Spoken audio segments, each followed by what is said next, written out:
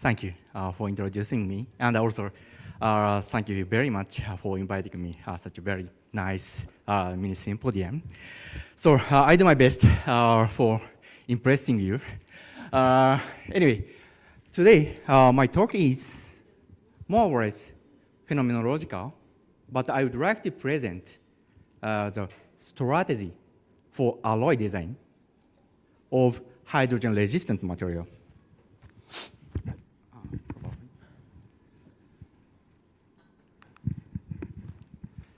I believe all audience here understand we need hydrogen-resistant alloy or even steel, high-strength steel particularly. But how can we get a breakthrough?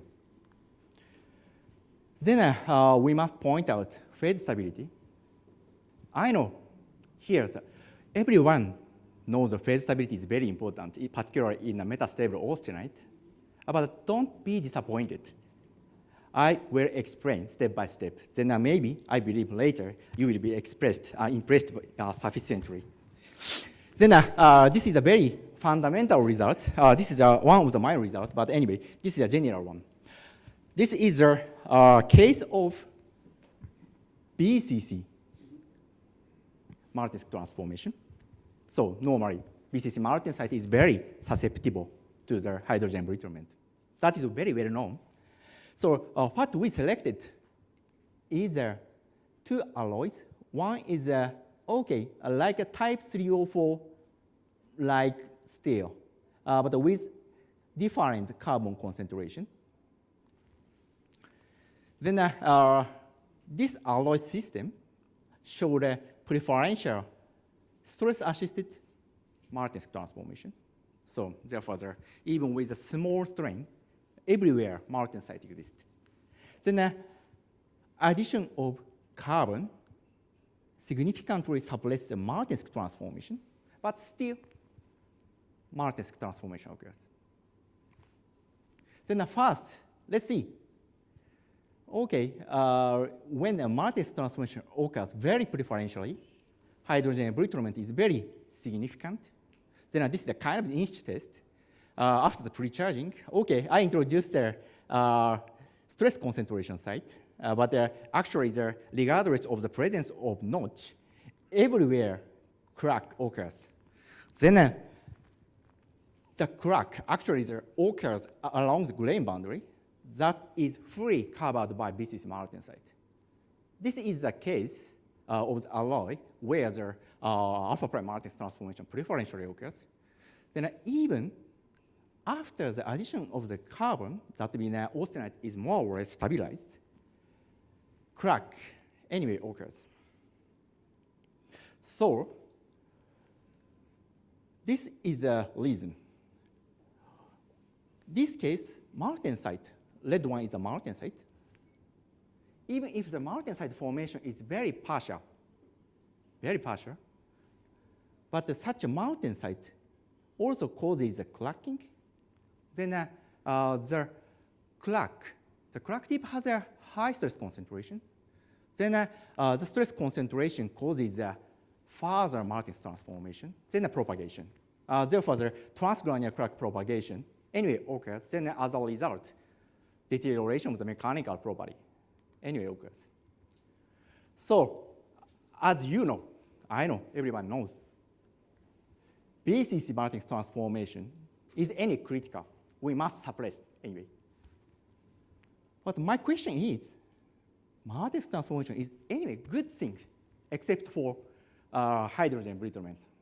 That means a TRIPS effect. TRIPS effect is always good in terms of the work hardening, tensile strength, very good. So therefore, hopefully, we really would like to have the Martens transformation. Is it really always bad for hydrogen embrittlement? That is my question. My question is HCP. Everyone imagine, martensite is FCC to PCC, but also HCP martensite is another Martens transformation. How is HCP Martens transformation? HCP Martens transformation also can show trip effect, high work hardening. Then when the chemical composition is optimal, no brittle cracking occurs, then more or less good ductility, strength balance can be achieved. Then this is one important diagram. Y-axis is loss of elongation. Then X-axis is the manganese content. This is a binary alloy, binary alloy. This case, as I present here, the epsilon martensite is unstable after the formation. Therefore, the subsequent transformation to BCC is anyway bad. But with increasing the manganese content, then the epsilon martensite is stable after its formation. Then hydrogen embrittlement resistance is increased. Then further addition of the manganese, then austenite is free stable. Then resistance is lower. That means HCP sometimes is good. Why? One reason is like this. HCP martensite is susceptible to crack initiation, but it doesn't propagate actually. It usually stops at the interface between austenite and the HCP plate, because actually to propagate across the HCP plate, it requires a non-benzal slip. Therefore, that is one reason why sometimes HCP martensite is good. Another dramatic effect of the HCP martensite on hydrogen embrittlement resistance is observed on fatigue. I present representative results. I say this is a ductile epsilon martensite. For example, this alloy, after the tensile deformation, HCP martensite occurs, forms. Then a necking fracture. That is this alloy system. Then a right one, also HCP martensite forms, but fracture occurs before necking. That means a brittle-like cracking occurs. Therefore, this is a ductile epsilon martensite. This is a brittle martensite. As we expect, brittle epsilon martensite case. See here, this is a crack propagation rate. By the way, this is tested by the CT experiment, compact tension experiment, based on the ASTM standard. This crack propagation rate increased significantly by hydrogen uptake. The atmosphere is at 0.7 megapascal. Please remember these results. Then see the left one, ductile epsilon martensite. Although brittle epsilon martensite or even BCC martensite formation, it is very sensitive to the hydrogen, but ductile epsilon martensite mostly there no effect of hydrogen, no acceleration of the crack propagation. One of the key factors is low hydrogen diffusivity. Actually, it's very difficult to measure the hydrogen diffusivity in HCP because HCP is anyway martensite. But recently, one of my co-workers calculated ab initio based calculation clarifies that HCP hydrogen diffusivity is lower than even FCC. Then in terms of fatigue crack propagation, hydrogen diffusion kinetic effect to the crack tip is a primary factor. Probably this alloy did not suffer from the hydrogen localization at the crack tip because of the low hydrogen diffusivity. This is a very dramatic effect of epsilon martensite. That is a very positive example. Then, now everyone can understand. Instead of BCC, HCP martensite transformation can be utilized to have a hydrogen-resistant material. Then how can we further improve such a great property? Then we got a hint from the high entropy alloy. High entropy alloy, here the entropy means the configurational entropy. With increasing the number of the atom salt and also the increase the concentration. Here, that is a maximized configuration entropy, equiatomic cobalt, chromium, iron, manganese, nickel. That is recently very famous. Then one Korean researcher reported that high entropy alloy, the hydrogen embrittlement resistance is very low compared to the other austenitic steel. Then this is a 10 megapascal case. Okay, when the hydrogen pressure increases to the 100, okay, now hydrogen embrittlement occurs, but still, even at a very high pressure, it has a significant ductility and strength. Okay, this is very nice for the alloy design. Let's couple high entropy concept with the metastability, more specifically the HCP. So actually, another researcher, also my co-author, reported that when a high entropy alloy becomes metastable, that means it cancels the HCP transformation, the strength ductility balance can be further improved. This is an example of the chemical composition. Then we tested again, hydrogen embrittlement property. Then point is, when a martensite is introduced, anyway, microstructure is inhomogeneous. It is, okay, guessed that maybe property is worse, but actually even compared with a stable, thermodynamically stable high entropy alloy, the strength, similar strength level, that means around 600 megapascal, was achieved. Then strength level increased actually compared to the binary alloys. Furthermore, like the other case I presented already, metastable high entropy alloy also tested by the compact tension test, particle propagation rate. See here, we now compare with the BCC case. Then a BCC case that is tested in a 10 megapascal. Don't misunderstand here. This is a 10 megapascal for the 304. Then without hydrogen, then the crack propagation rate was mostly same. This is very important. Also, the vicious martensite can have a positive effect to suppress the crack growth rate in terms of the transformation in this crack closure or something. Then HCP also is comparable in air. Then when hydrogen is introduced, okay, dramatic acceleration occurs even at the 10 megapascal. Then metastable high entropy alloy, even at the 100 megapascal, 10 times,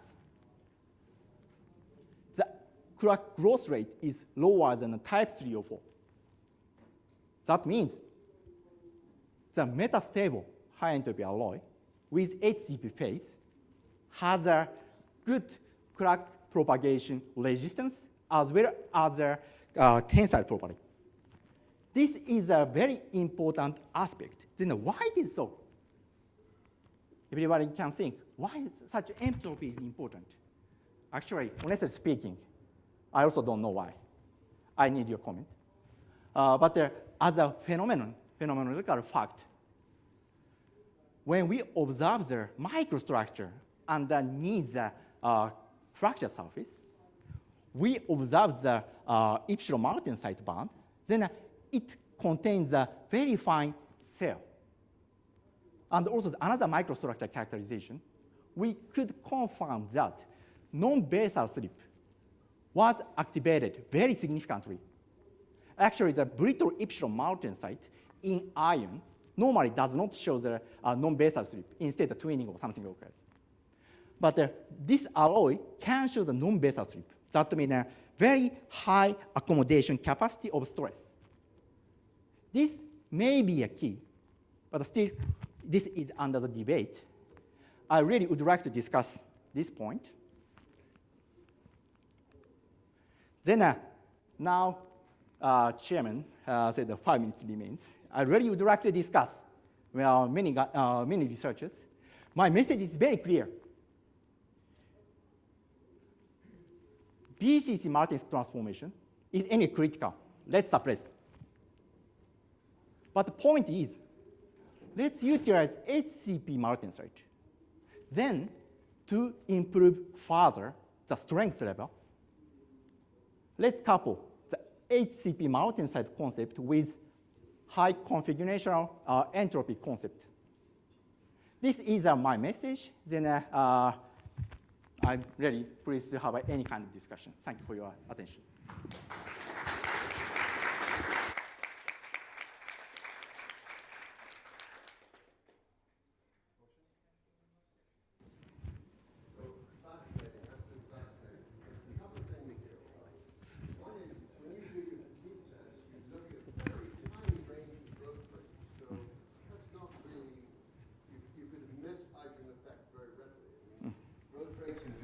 Span 8 orders of magnitude, and you've looked at 1.5. So, second thing is you asked what entropy does. I would say nothing. I don't think entropy's got anything to do. I mean, entropy alloys are just multi-component alloys. I don't think the entropy aspect is particularly compelling. It's a nice name, and the name will stick. Right. The other thing that fascinates me, though, is that putting this epsilon martensite in, we've looked at the derivatives of the counteralloys that were done by Dirk Rebbe and yes. And what we found is that the counteralloy gets tougher at lower temperatures, but the other ones don't. And when you've got the epsilon martensite in, it's actually rather brittle at low temperatures. So you lose all those good properties of the counteralloy when you have a dual phase or a trip, TRIP.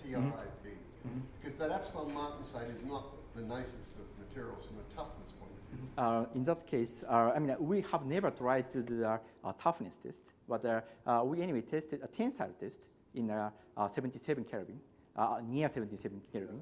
Then actually, this alloy showed a really excellent property like you did in a stable high entropy alloy. Therefore, even in HCP martensite, the low temperature toughness might be very good. At least the tensile ductility was not deteriorated with decreasing the temperature. So that is, I think it's very. I don't quite know why that is, but we were quite surprised that the trip and the dual phase just did nothing at low temperatures compared to low temperatures. Fascinating. Nice stuff. Thank you very much. Just a very short question. You said non-basal slip in the epsilon. Is that prismatic slip? Or That, you don't know? that is actually the point. Why I said a non-basal slip is we so far did not identify the fit slip plane.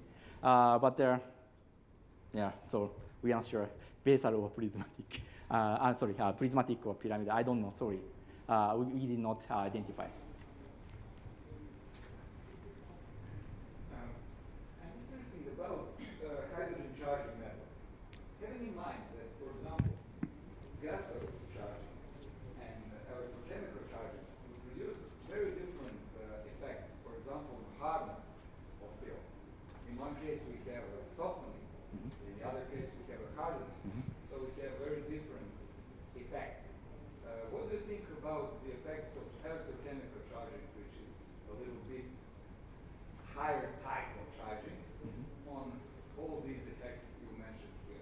Because you have results for usual and typical charging methods used in the United States with high pressure 10 or 100 megapascal. Electrochemical. Having in mind the twist fields, which is very prone. For example, when you have a very severe hydrogen charge, only that we have a pronounced effect of hydrogen enrichment, and I believe a very slow effect on hydrogen enrichment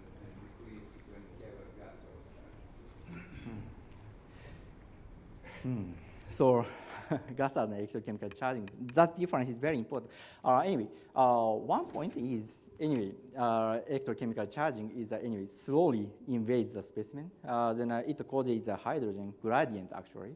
Therefore, at least in the FCC material, I think during the hydrogen charging, anyway, surface suffers from the deformation actually, the hydrogen-induced deformation. Therefore, the surface might have high dislocation density, I think. Actually, there also the Kimura et al. Or other classical, research clarifies that if it's a softening occurs, okay, there are so many self-dislocation-based analysis, but anyway, one important thing is when hydrogen is electrochemically introduced, then additional stress comes, then it apparently softening occurs. I'd say, in my experience, actually the macroscopic softening, I have never experienced. Actually, the macroscopic softening without hydrogen-induced stress, I think cannot occur. Always, it increases the macroscopic stress. I mean, when we assume that the cracking doesn't occur. Therefore, there are, in summary, I say in FCC at least, the nature of the hydrogen acts to harden the material. That is my answer. Thank you very much.